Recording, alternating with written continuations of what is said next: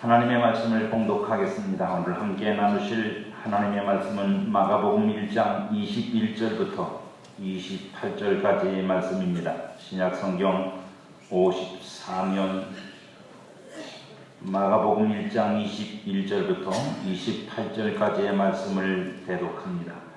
그들이 가버나움에 들어가니라. 예수께서 곧 안식일에 회당에 들어가 가르치심에 무슨 사람이 그의 교훈에 놀라니 이는 그가 가르치시는 것이 권위 있는 자와 같고 서기관들과 같지 아니함 일러라. 마침 그들의 회당에 더러운 귀신 들린 사람이 있어 소리질러 이르되 나사렛 예수여 우리가 당신과 무슨 상관이 있나이까? 우리를 멸하러 왔나이까? 나는 당신이 누구인 줄 아노니 하나님의 거룩한 자니이다. 예수께서 꾸짖어 이르시되 잠잠하고 그 사람에게서 나오라 하시니 더러운 귀신이 그 사람에게 경련을 일으키고 큰 소리를 지르며 나오는지라. 다 놀라 서로 물어 이르되 이는 어찌미냐? 권위 있는 새 교훈이로다. 더러운 귀신들에게 명한즉 순종하는도다 하더라. 예수의 소문이 곧 온 갈릴리 사방에 퍼지더라. 아멘. 제가 광고 시간에 여러분들에게 우리가 2019년도에 기도해야 된다고 말씀을 드렸습니다. 왜 기도해야 되는지 그 이유는 여러 가지가 있겠습니다만 특별히 여러분들 우리 교회의 영적인 상태가 하나님의 영광이 온전히 임하지 못하고 있어요. 그래서 여러분들이 하나님의 영광이 우리 교회에 온전히 임하셔서 역사하시기를 위해서 기도해야 합니다. 그 중에 하나가 회개하는 것입니다. 회개하는 기도를 통해서 하나님이 우리 가운데 그 거룩하심으로 임하고 역사하셔서 그 온전하심을 나타내실 수 있는 길이 열리도록 하나님께서 회개의 영을 우리에게 부어주셔야 되고 하나님을 간구하는 영을 우리에게 부어주셔야 하나님의 영광이 임해야 교회는 하나님의 역사가 있습니다. 이를 위해서 여러분들 개인 기도에도 기도하시기를 바랍니다. 분명히 하늘이 열리고 하나님의 영이 임하시고 영광이 임하시는 것 같은데 목회자인 제게 하나님께 앞에 분별된 것은 오다가 멈췄습니다. 여러분들이 기도를 좀 하셔야 될 것 같습니다. 기도 마음에 작정을 하시고 뜻을 정하시고 하나님께 기도하는 여러분 되기를 축복합니다. 오늘 우리가 읽은 본문에는 가버나움이라는 곳에서 일어난 일입니다. 회당은 이스라엘 백성들이 하나님 앞에 모임을 갖고 예배를 드리는 교회 같은 곳입니다. 그 회당 안에서 오늘 본문은 두 가지 일을 동시에 담아내고 있습니다. 두 가지 일이란 뭐냐면 하나는 예수님이 가르치셨다는 겁니다. 먼저 가르치셨어요. 그리고 물론 그 내용은 자세하게 기록되어 있지 않습니다. 뭘 가르치셨는지. 두 번째 일은 하필 그때 그 회당 안에 귀신 들린 사람이 있어서 그 귀신 들린 귀신을 쫓아내서 그 귀신이 예수님 명령대로 나감으로 인해서 그 귀신 들린 사람이 이제 온전해지는 것입니다. 상황은 좀 이해가 안 갑니다. 왜냐하면 회당에 귀신 들린 사람이 들어가 앉아있도록 회당 사람들이 회당 장의가 있거든요. 회당을 관장하는 책임자가 있습니다. 용납지 않았을 것인데 희한하게 어떻게 들어와서 앉아있었는지는 정확하게 알 수가 없습니다. 아마도 이 속에 오늘 마가가 우리에게 전하려고 하는 무언가가 사실은 감추어져 있는 것이라고 보여집니다. 마가는 이 두 가지 예수님의 가르침과 그리고 귀신 들린 귀신을 쫓아내는 일을 한 사건으로 묶어버립니다.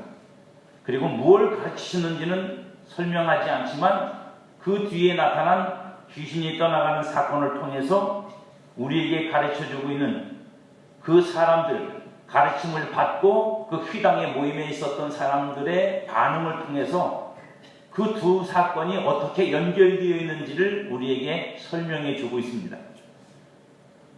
가르침을 받고 난 사람들이 그 예수님에게 보인 반응, 액션이 뭐였냐면 마가복음 1장 22절이면 무슨 사람이 그의 교훈에 놀라니 이는 그가 가르치시는 것이 권위 있는 자와 같고 서기관들과 같지 아니함이로라.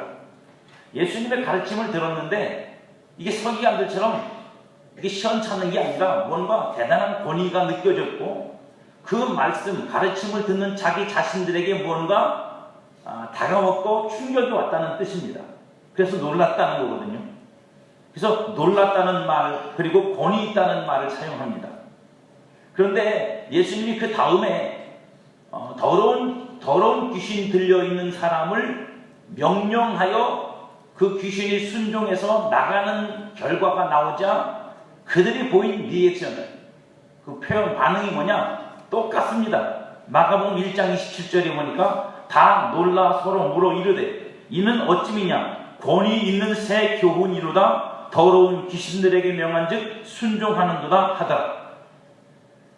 이 두 사건, 그러니까 가르침을 통해서 나타난 반응과 귀신을 쫓아내서 나타난 반응 속에 똑같은 단어가 똑같이 두 개가 들어있습니다. 하나는 뭐냐면 놀랐다, 하나는 권위 있다. 예, 놀랐다는 말과 권위 있다는 말이 동일하게 들어가 있습니다.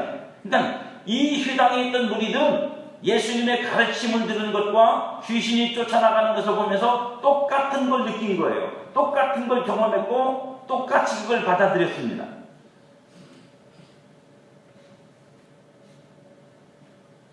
오늘 우리가 살피려는 것은 그들의 입으로 말한 놀랍다, 이 가르치는 것이 권위 있는 자와 같고 혹은 어찌미냐 권위 있는 새 교훈이르다 라고 말한 이 말씀 속에 있는 권위 있는 교훈이라는 말입니다. 과연 권위 있는 교훈이라는 말의 의미가 무엇일까 하는 것입니다. 단순히 힘이 있다는 말인지 아니면 역사가 일어난다는 말인지 그 이상의 말씀인지를 우리가 살펴보려고 합니다. 앞선 가르침의 내용으로는 이 진위를 밝힐 수가 없습니다. 왜냐하면 뭘 가르치셨는지가 없어요. 그러니까 그 권위라는 것을 어디서 찾아봐야 될지를 몰라요.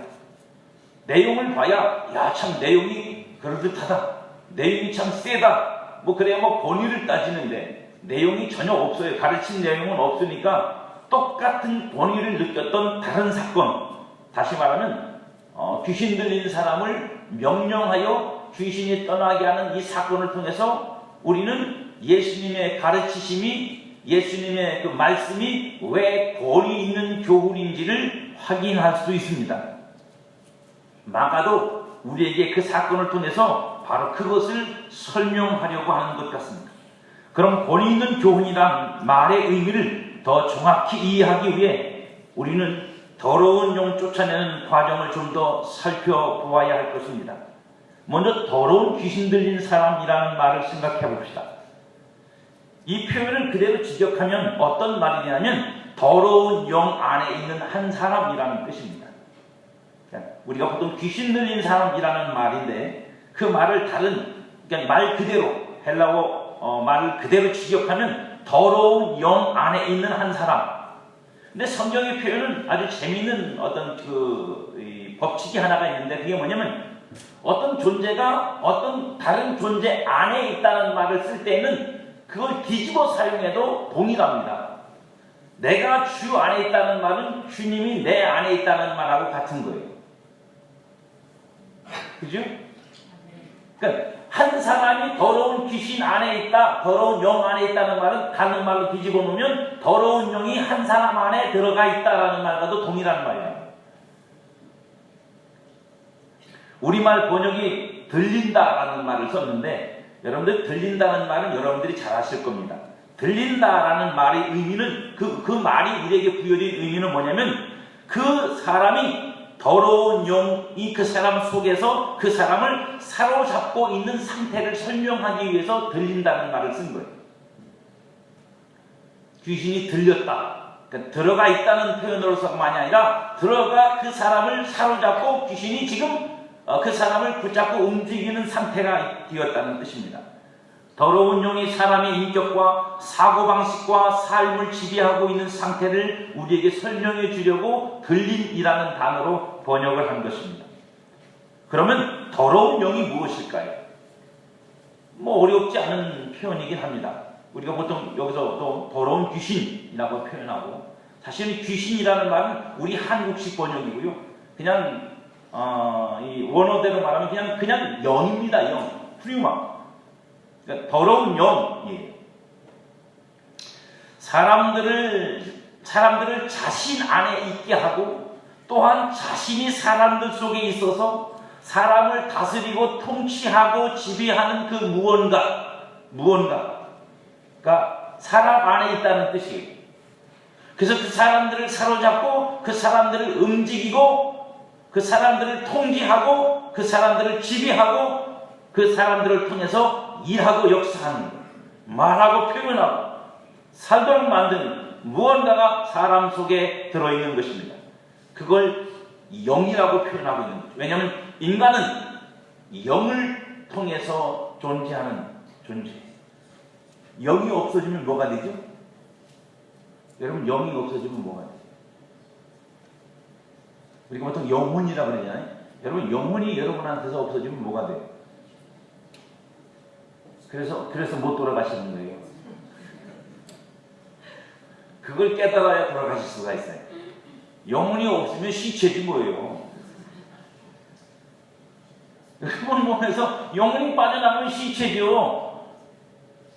그건 무슨 뜻이에요? 인간은 몸이 주체가 아니라 몸 안에 있는 영혼이 주체라는 뜻이잖아요. 그 영이, 그 사람 안에 있는 영이 그 사람의 인격과 성품과 삶을 통해서 나타나는 거고, 그것이 주체가 되어서 사람이 사고하고 말하고 하는 모든 것들이 가능해진다는 것 아닙니까? 그죠?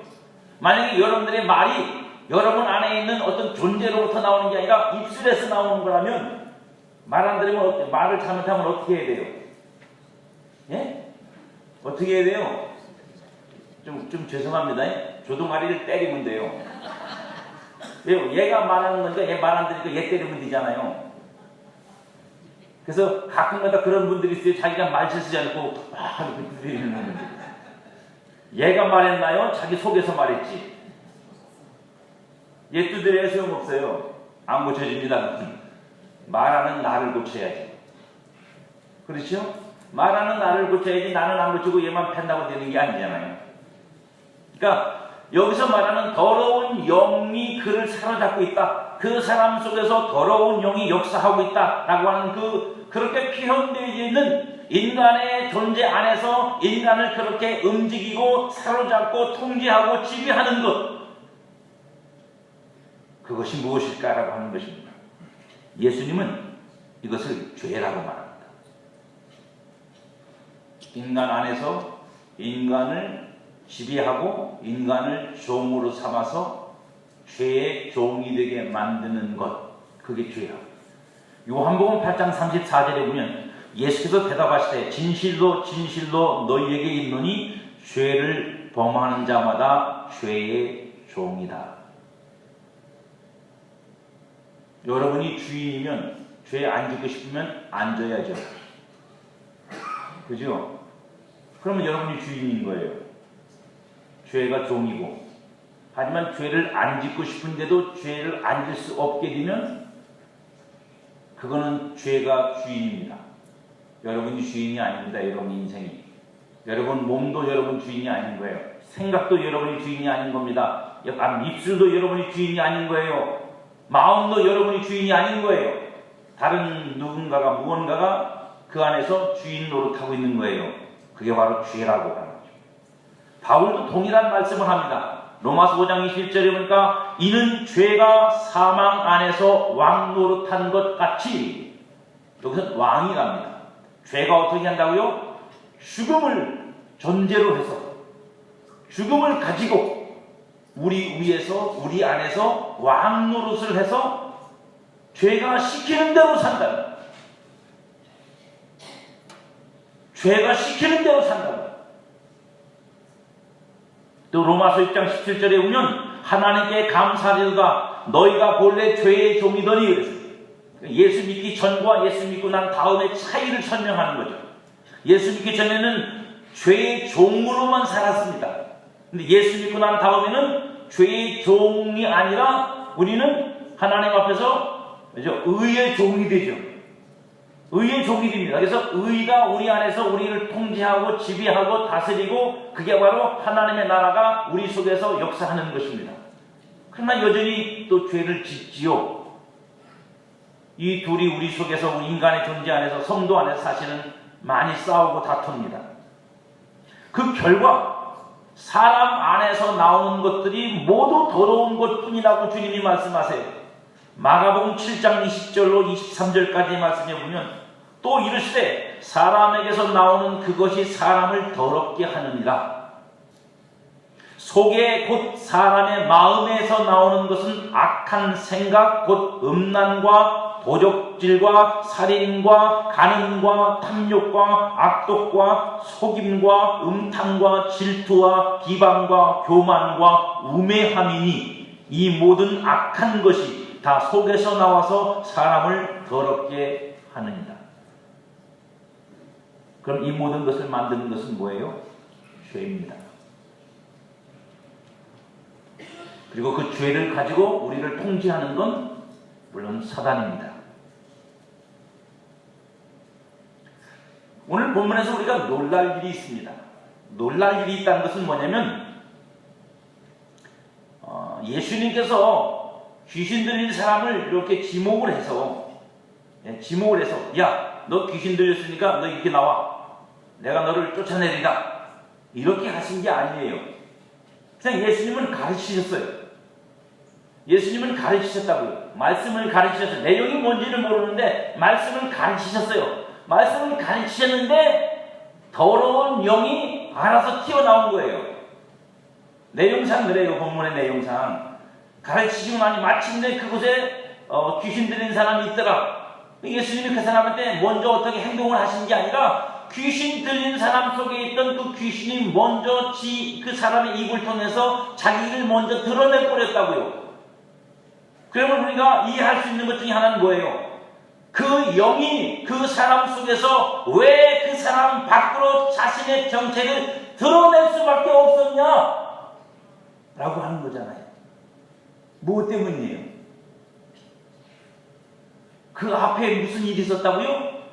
예수님의 가르침이 있었다고요. 그 가르침을 듣고 가르침이 들려지자 사람 속에 있던 더러운 영이 반응을 하기 시작합니다. 반응을 하기 시작한 거라. 그 반응을 마가는 오늘 본문 24절에서 이렇게 말합니다. 나사렛 예수여, 우리가 당신과 무슨 상관이 있나이까? 우리를 멸하러 왔나이까? 아니, 예수님이 죽인다고 하지도 않았고, 내가 귀신들의 모가지를 비틀어가지고 다 지옥에다 던질 테니까 너희들 꼼짝 마라, 뭐 이렇게 예수님 말씀하신 적도 없잖아요. 근데 이 더러운 영이 예수님의 가르침을 듣는 순간에 뭘 느낀 거예요? 우리를 죽이는구나. 우리를 죽이는구나. 저 말씀이 지금 나를 죽이고 있구나. 견딜 수 없을 만큼 그 위기감을 느끼는 거예요. 그래서 예수님한테 지 입으로, 그 입을 통해서 지 스스로 말하는 겁니다. 뭐라고요? 우리 죽이러 왔소. 당신이 우리를 죽이러 왔지. 그러면서 뭐라고 말합니까? 나는 당신이 누구인 줄 아노니 하나님의 거룩한 자니이다. 예수님의 가르침이 들리자 사람 속에서 그를 사로잡고 있던 더러운 영은 그 가르침이 자신을 죽이는 거라는 걸 알았어요. 육신이 반응한 게 아닙니다. 인격이 반응을 한 게 아니라고요. 육신과 인격이 반응을 한 게 아니라 육신과 인격보다 더 깊은 내면의 무언가가 반응을 한 거예요. 인간을 지배하는, 인간을 통제하는, 그게 반응을 한 거예요. 그래서 나는 당신을 알아 라고 대응을 합니다. 너 나사렛 사람이지? 넌 나사렛에서 사는 하나님의 아들, 하나님의 거룩한 자지? 근데 너하고 나하고 무슨 상관이 있어? 라고 지금 뭐 하고 있는 거냐면 자신을 죽이려고 하는 예수님을 향해서 항복하고 있는 거예요. 항복하는 말이 아니라 항거하고 있는 거라고. 우리를 죽이려고 죽인다고 해볼 수 있으면 해봐. 나를 죽이려고 어림없어 해볼 테면 해봐.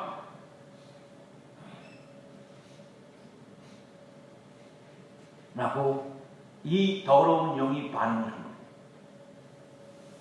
이걸 좀 정리하면, 아까 제가 여러분들에게 이 더러운 영의 본질이 물론 영이지만 죄라고 말씀을 드렸습니다. 죄가 인간 안에서 인간을 지배하고 통제하고 다스리다가 하나님의 거룩한 말씀이 그 속에 들어가면 그 거룩한 말씀으로 인하여 죄가 반응을 합니다.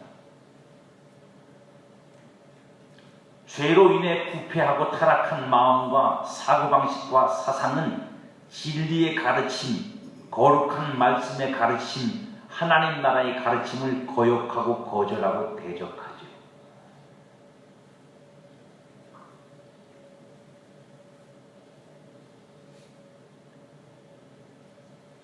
겉으로는 표시하나 속으로 하죠. 이미 더러운 영, 곧 죄의 사로잡혀 사는 사람은 절대로 그 모습 그대로 빛으로 나오지 않습니다.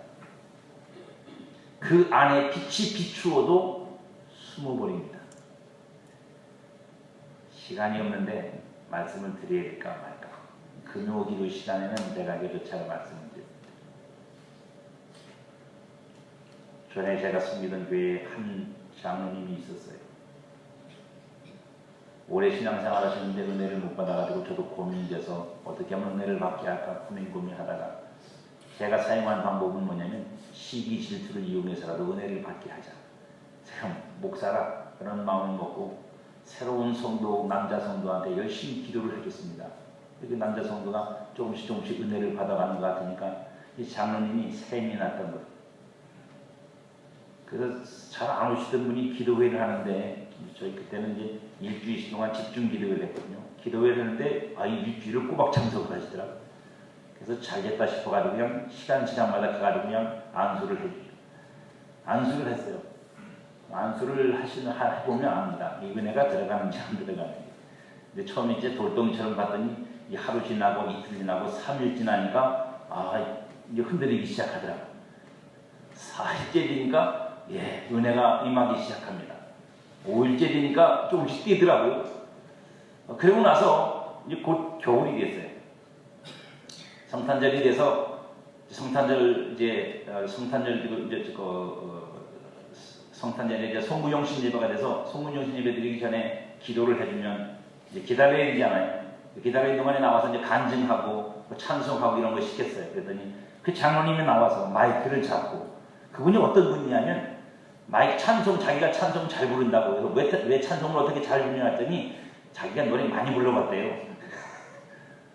노래방 가가지고 그러면서 찬송 잘 부른다고 그러는 분이었어요. 근데 저도 놀랐어요. 왜냐면 저는 교육관에서 안수기도를 해주죠. 축복기도를 해주고 있고, 간증은 이제 예배당에서 했는데 다 들리니까 그가 뭐라는 줄 아십니까? 자기는 지금까지 자기 속으로 한 번도 받아들여 본 적이 없답니다. 장로까지 됐는데 뭘 안 받아들였냐고 했더니 자기는 목사님이 설교를 하든 부흥사가 와서 부흥회를 하든 뭐라든 자기 속에서 이미 결정을 하고 그걸 대한대요. 뭐라고요? 너희들이 나한테 해봐. 내가 듣나. 어림도 없어. 하고 앉았었대요. 자기 입으로 그거를 토설하고 있는 거 보니까 회개하고 있는 거지. 그죠? 제가 그 소리를 듣는 순간에 아주 정내미가 뚝 떨어졌어요. 내가 저런 인간을 놓고 설교를 하고 있었구나. 내가 저런 사람을 앉혀놓고 설교를 하고 있었구나. 참 하나님 은혜다. 그래도 본인이 그걸 토설할 정도만큼 됐으니 역시 하나님 은혜는 은혜다. 여러분들 아니라고 자신하실 수 있어요? 여러분들 자신이, 여러분들 안에서 여러분들은 그런 반응이 아니라고 자신할 수 있냐?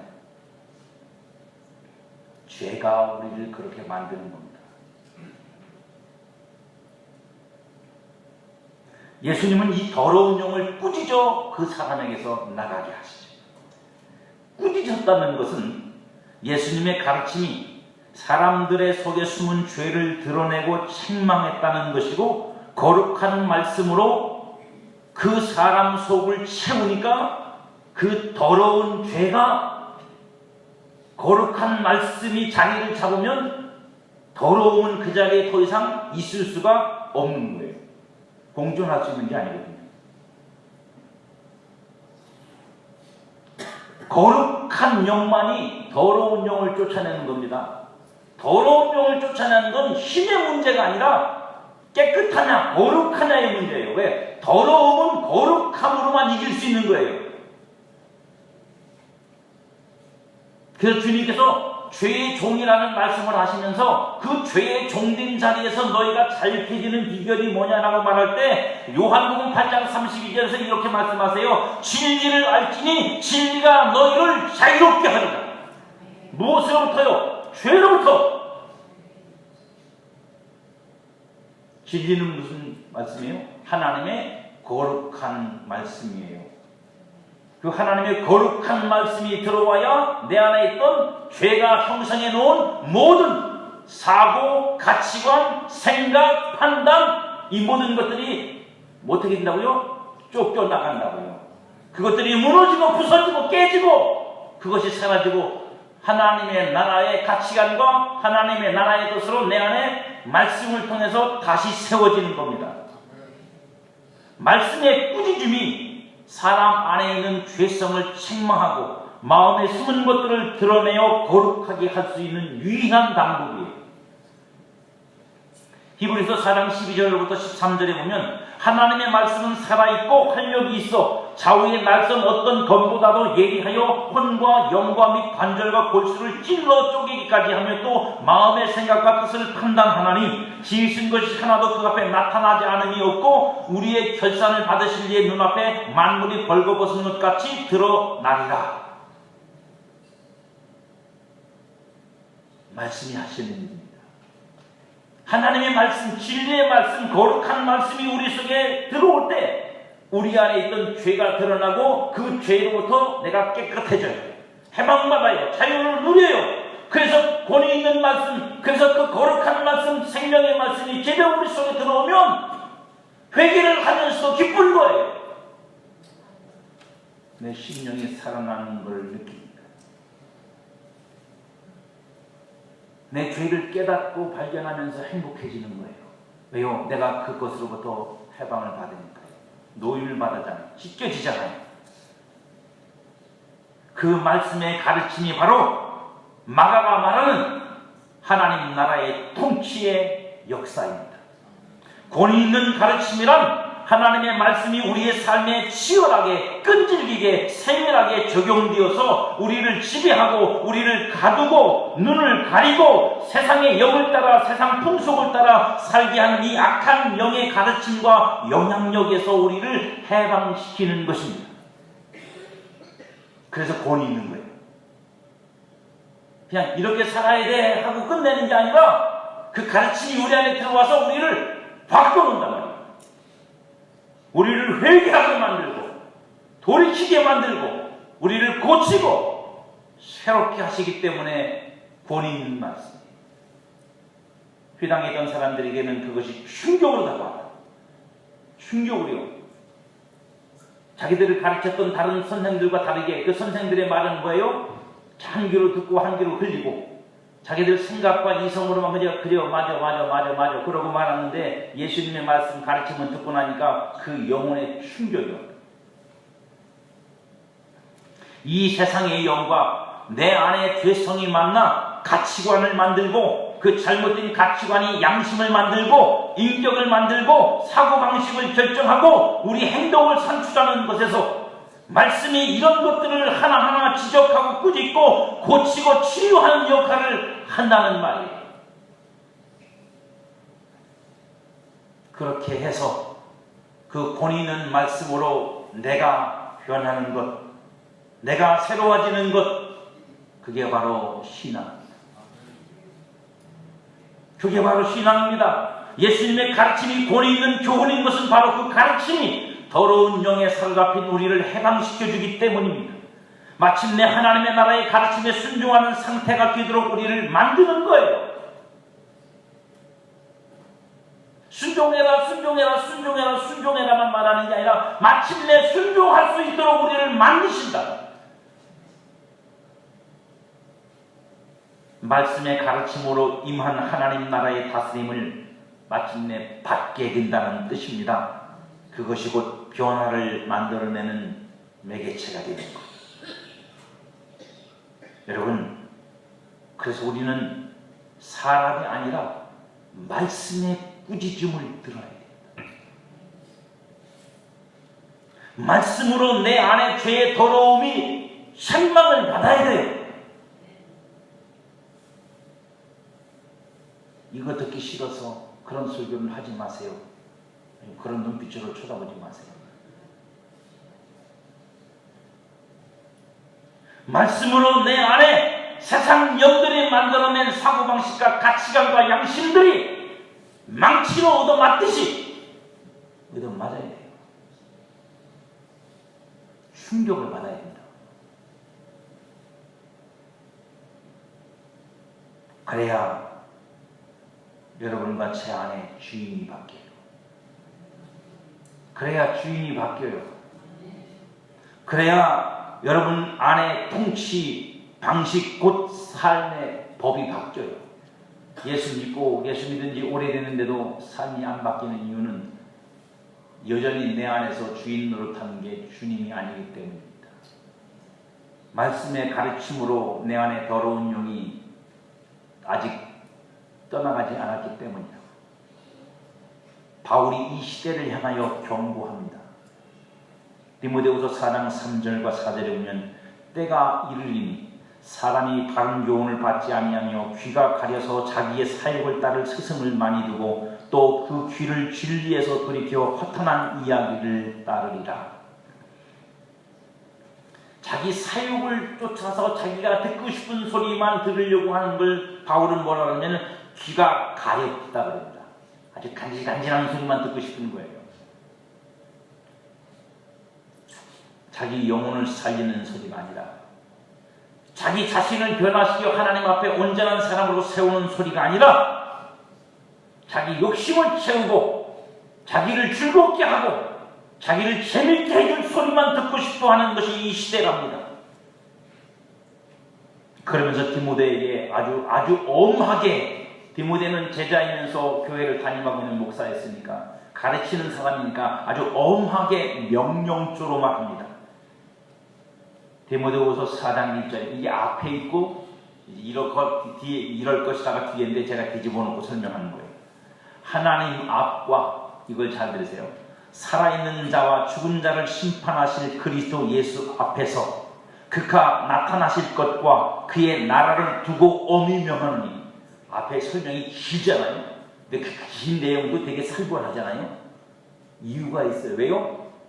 그 뒤에 나오는 걸 시키는 걸 잘하라 이거요. 왜? 이런 분이 가만히 안 있을 테니까 제대로 해야 너희들이 그렇게 되지 않는다는 뜻으로 설명하는 거예요. 명하노니 너는 말씀을 전파하라. 때를 얻든지 못 얻든지 항상 힘쓰라. 범사의 오래 참음과 가르침으로 경책하며 경계하며 권하라.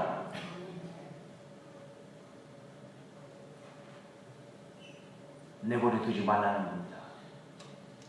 성도들 속에서 죄가 지배하고 세상 영이 지배하고 더러운 영이 지배해서 그 사람들의 사고와 생각과 마음과 행동과 말과 가치관들이 잘못되는 걸 내버려 두지 말라고요. 하나님의 말씀을 어떻게 하라고요? 가르치고 경책하고 경계하고 권하고, 그리고 그것들로 변화될 때까지 오래 참으로 끝까지 해라. 왜요? 이렇게 하지 않으면 성도가 더러운 영에 사로잡혀 죄를 죄인 줄 모르고 하나님 거역하면 사는 줄도 모르고 더러운 영으로 사는 줄도 모르고 그렇게 살다가 망할 것이기 때문입니다.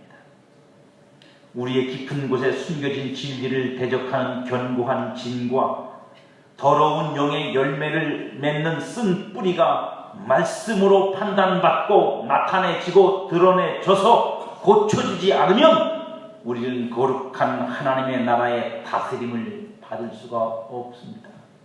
하나님 나라가 내게 오셨어도 다스림을 받지 못하고 그냥 내 멋대로 산다고요. 하나님의 말씀이 여러분 안에 얼만큼의 권위를 가지고 있습니까?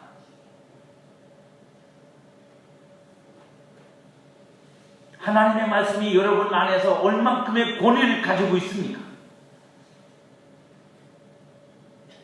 하나님의 말씀이 여러분의 심령을 얼마나 깊이 파고들어서 충격이 됩니까? 찔림이 되고 두려움이 되고 내가 잘못 살고 있구나. 이러다 내가 망하겠구나. 이것을 알려면 이렇게 스스로 자문해보면 됩니다. 나는 말씀의 가르침에 어떻게 반응하고 있는가? 말씀의 책망이 하나님 아버지의 감정으로 내게 느껴져서 그 책망의 말씀을 들으면서 내 심령이 통곡하며 하나님 앞에 자복하며 주님 앞에 내 죄를 토설하며 맞습니다. 하나님, 나는 죄인입니다. 내 안에 그런 생각들이 있고 그런 마음들이 있고 그런 감정들이 있고 그런 악심이 있고 불의가 있고 죄가 있습니다.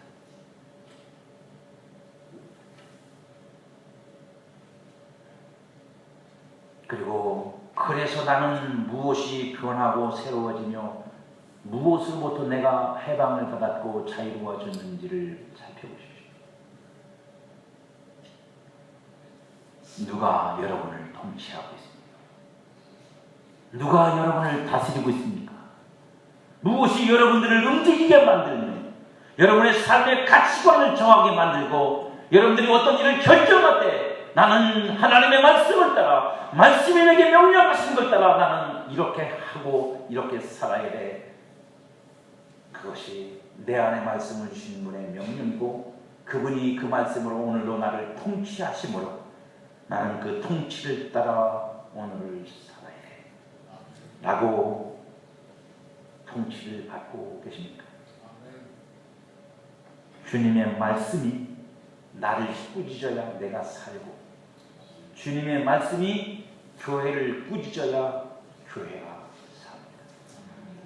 그 꾸짖음이 그 권위 있는 말씀이 저와 여러분 우리 교회 후에 늘 있기를 들려지기를